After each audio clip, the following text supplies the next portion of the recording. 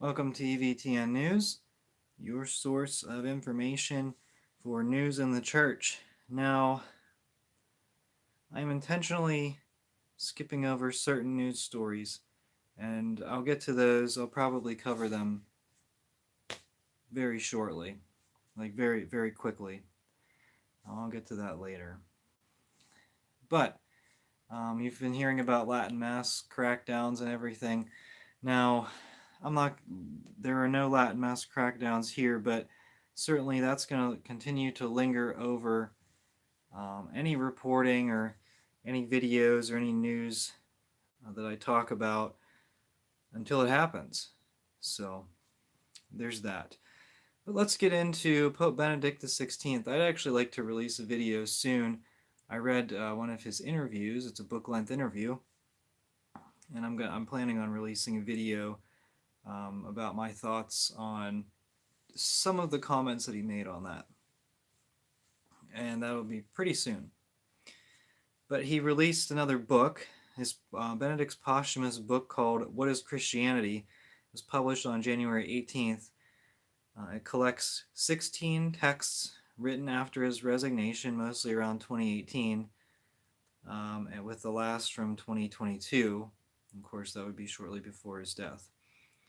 So among some of the points that he wrote was, we note a vast collapse of the current form of preparation for priestly ministry in seminaries. In various seminaries, LMNOP clubs were formed which acted more or less openly. Several U.S. bishops joined forces in order to hide the real situation regarding LMNOP abuses. Individual bishops rejected the Catholic tradition as a whole, aiming in their dioceses to develop a kind of new modern Catholicity. And the Protestant Last Supper and the Mass are two fundamentally different, mutually exclusive forms of worship. Let those who preach intercommunion today remember this. Okay. Mutually exclusive. Fundamentally different. Okay, so I don't know what the quote of that last one was, but there are some interesting things here. So the LMNOP clubs, I think he talked about that a while ago. I think he released a letter at some point where he mentioned that. He also mentioned that his books were banned in seminaries, which is kind of funny because he wouldn't exactly be considered a traditionalist. Can you imagine, like, I don't know, what am I reading? St. Augustine's Confessions. Oh, well, that was probably banned in those seminaries as well. But he said several U.S. bishops joined forces in order to hide the real situation regarding LMNOP abuses. I wonder who those bishops could be. If you've been watching this channel, you can guess a number of them. And we'll get to that. We'll get to that in a little bit. So I noticed there was some weird interreligious event. So this was on Vatican News. It said, an international conference organized by the Dicastery for promoting interreligious dialogue is due to take place from January 25th to 27th. So it would have already taken place. The Dicastery released a statement on Tuesday to present the conference entitled Women Building a Culture of Encounter Interreligiously. All right. So the word encounter is used a lot in the FrancisChurch and the modern Vatican II Church. The Vatican News said, the event, on the one hand, aims to listen to interreligious initiatives from different contexts, and on the other, traditions and spiritualities, with the promotion of a culture of encounter, as well as of their own dignity and equality, can work together in solidarity for a growing rehumanization of society through friendship, dialogue, and cooperation. Have you ever heard such trash in one paragraph? Actually, that's one run-on sentence. Have you ever heard such garbage? This is actually probably the most synodal run-on sentence I've ever seen because it uses does it use all of the buzzwords? All right. Is there active? No, it doesn't say active participation. Okay, so there's one knock against it. So you could probably fit that in. You could probably write a synodal paragraph, and it would have to include, or not a paragraph, a run-on sentence. If you write a synodal run-on sentence, it would have to use all the buzzwords. Now this is interreligious initiatives, a culture of encounter. So this was a women's group of encounter. Sick. That's disgusting. All right, but anyway, those people are what the Vatican promotes. Of course, equality, solidarity, rehumanization, dialogue, cooperation, okay. But like interreligious initiatives. And then they're developing a global network of religious traditions and spiritualities. A network of religious traditions. Wait, the Catholic faith has traditions. So they're abandoning the Catholic faith in favor of this interreligious synodality. That's what it's all about. Okay. I wasn't sure if I want to talk about this. I'm just going to mention it. I'm not going to form an opinion on this. Father Frank Pavone was accused before his laicization of sexual harassment, grooming behavior, and coercive physical contact with young women. Several sources close to the allegations have told The Pillar. The Pillar has learned that at least 2 reports of misconduct were sent to the Diocese of Amarillo, Texas, during or before 2010, the sources said. The Pillar was only able to interview one source, so take that as you will. And it actually details some of the creepy stuff that he allegedly did. Now, if that's true, it's bad. I don't know if it's true, though, and it's only one source. It could be someone who's just trying to take him down. The Pillar has not been able to confirm whether reports of Pavone's alleged misconduct were received by Vatican officials. So it didn't have anything to do with the Vatican excommunicating him. Because laicization is like a fake, it's like a fake thing, because you're still a priest. So why ever? FrancisChurch, anything goes. That's just kind of a way to say, oh, we did something about it. No, they didn't. But yeah, it's this one. This one, I don't know. Take it as you will. Is he a creeper or not? I don't know. All right, about 15 January 21st in the Church of Belle-Île, Beill, how to pronounce that, France, to pray the Rosary during an ecumenical ceremony. Angers Bishop Emmanuel Delmas had gathered various denominations during the week of prayer for Christian unity in order to promote openness and tolerance. But when Catholics started praying, the deacon who was present called the police. Bishop Delmas told media activists that he strongly condemned the prayer. But he's a Catholic bishop.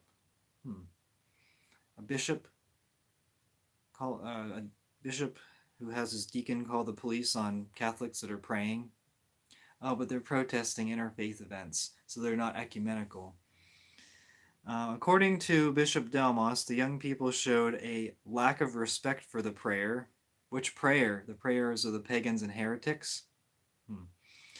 And for the sacred character of the church as a place of unity, peace, and communion, which evidently excludes Catholics who pray the rosary. Exactly. The sacred character of the church as a place of unity. It's not unity. It's not unity if you're a heretic.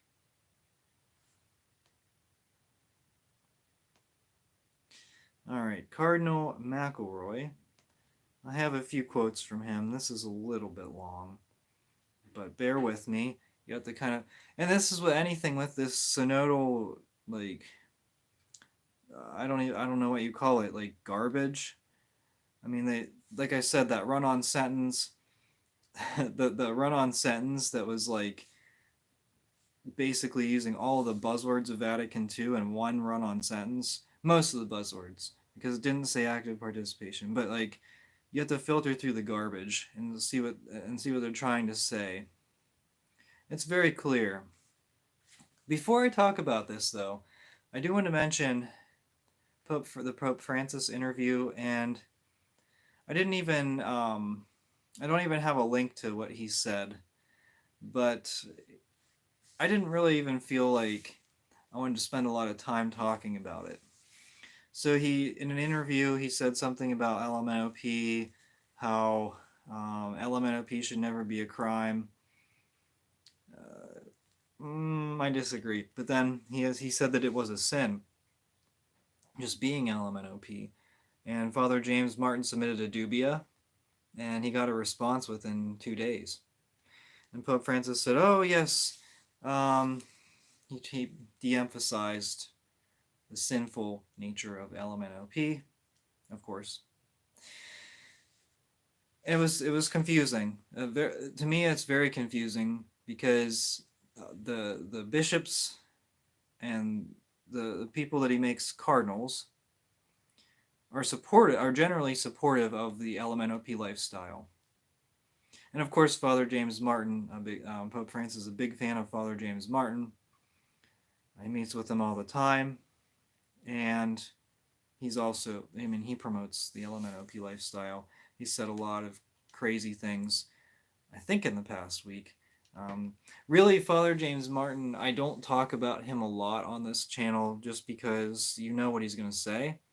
And when he says it, everyone acts scandalized. But guess what? You knew he was going to say that. You know what he thinks. You know what he's trying to do. And so I don't really feel the need to talk about it. But I thought it was interesting that Father James Martin gets his dubia answered in 2 days. And Catholic cardinals don't get their dubia answered in, is it 5 years or is it longer? Still not answered. I think we know the answer. Okay, so there's that. Now remember, Pope Francis made McElroy a cardinal in the fall. Cardinal McElroy, was it in the fall? I don't remember. Cardinal McElroy wrote an article for America Magazine. So I'm going to read some of this. He says, the proposal to ordain women to the permanent diaconate had widespread support in the global dialogues, the synodal dialogues. While there is historical debate about precisely how women carried out a quasi-diaconal ministry in the life of the early church, the theological examination of this issue tends to support the conclusion that the ordination of women to the diaconate is not doctrinally precluded. Thus, the Church should move toward admitting women to the diaconate, not only for reasons of inclusion, but because women, permanent deacons, could provide critically important ministries, talents, and perspectives. Heresy. At the Synod on the Amazon in 2019, the bishops of the Amazon region in prayer and discernment overwhelmingly supported this pathway, stating that it would be an enormous grace for their local churches that are so desperately short of priests. No. Now, of course, McElroy was present at the Synod before. Oh, no. I lose my connection. Anyway, McElroy has said this before about the permanent deacons, deaconettes, whatever you call them.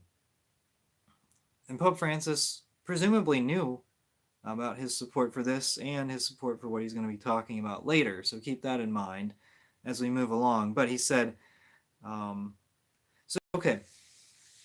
so there's a shortage of priests. He mentions that. So the modern church is feminized, very much so. And so let's give women, let's make women deacons, and then we're going to feminize it even more and chase out all of the men. Chase out all the existing men. Because these people are effeminate. The hierarchy is effeminate. Not all of them, but a lot of them. And if they're not actively LMNOP, or LMNOP, inactive, whatever, they don't stand up to it. How many of them stand up to it? I think I hear Strickland speaking out about it. How many other bishops speak out about it? You're going to call out your fellow bishops? How about your fellow cardinals? Anyway, he says, the question of the ordination of women to the priesthood will be one of the most difficult questions confronting the international synods in 2023 and 2024. No, it won't be. They may want it. They may want to ordain women to the priesthood, but it's definitively settled. He said, the call for the admission of women to the priestly orders as an act of justice and service to the church was voiced in virtually every region of our world church. That's because they wanted that. They invited the pagan.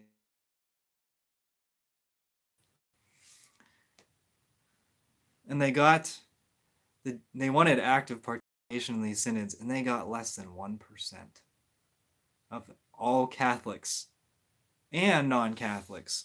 Because you look at the number of Catholics, but they invited non-Catholics to the synod, and so it's skewing the numbers.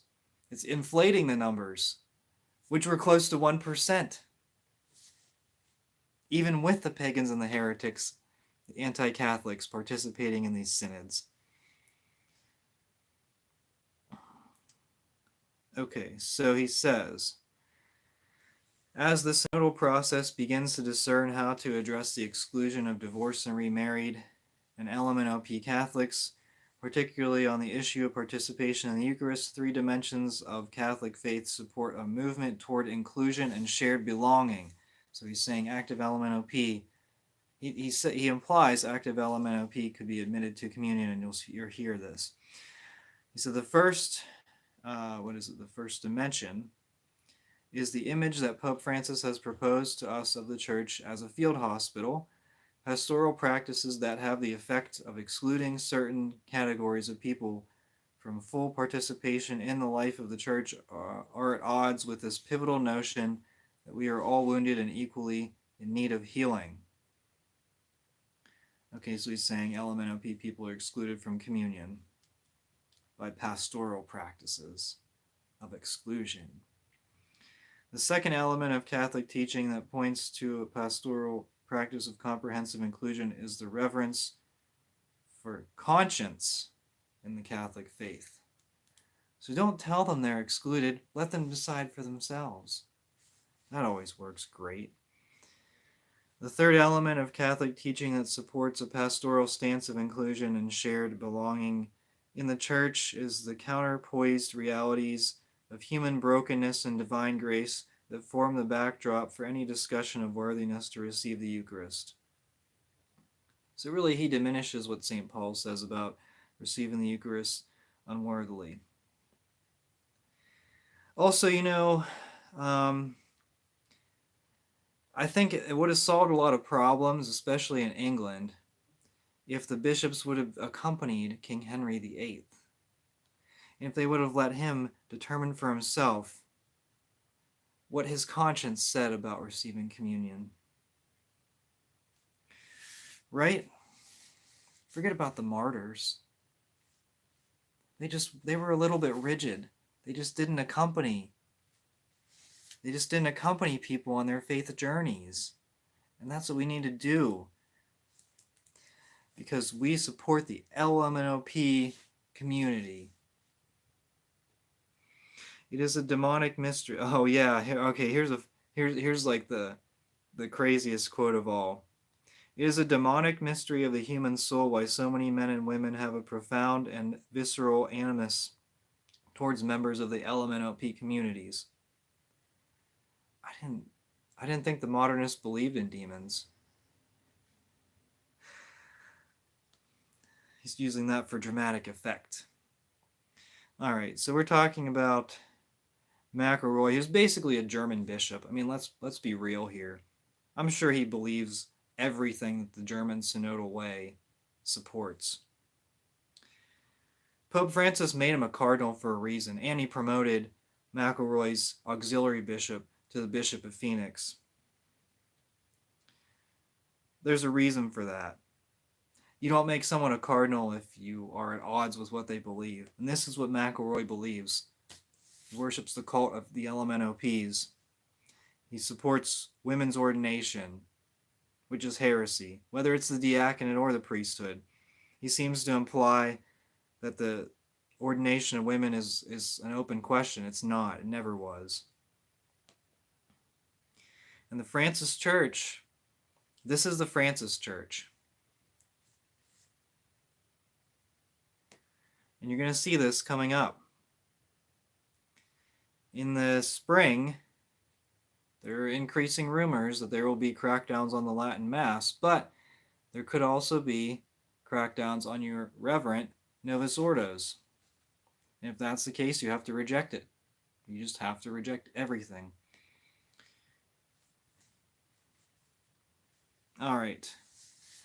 And of course, they're taunting us. Cardinal Jean-Claude Hollerich said, "Those who want Pope Francis to resign do not want a church on the road." The Pope's mind is still clear, thankfully, he said, but he acknowledged that there are some in the church, including bishops and cardinals, who would like him to resign.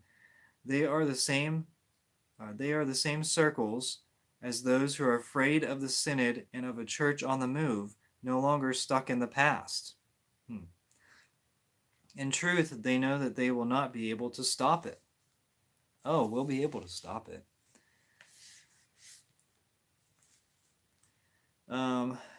I'm stuck in the past. I am stuck in the past. The church is stuck in the past. The Catholic Church is stuck in the past. The Synodal Church is a false sect. And that's what these guys belong to. Cardinal Hollerich, worshiping LMNOP. Yeah, we have a little bit different priorities. Would you say? All right, well, that's all that I have for now. This has been EVTN News. Until next time, thank you so much for watching. We are the laity, and we will not be silent.